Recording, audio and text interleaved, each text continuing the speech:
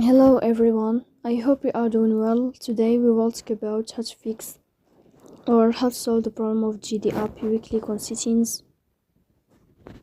Here we click on apps, default apps, app settings. And above here you will search about the application of GD.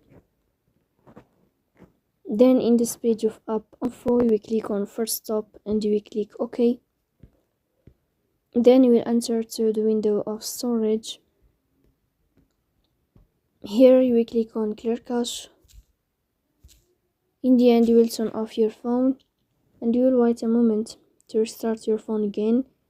If it's not working with you, then you can just uninstall your app and you will install it again to fix that problem.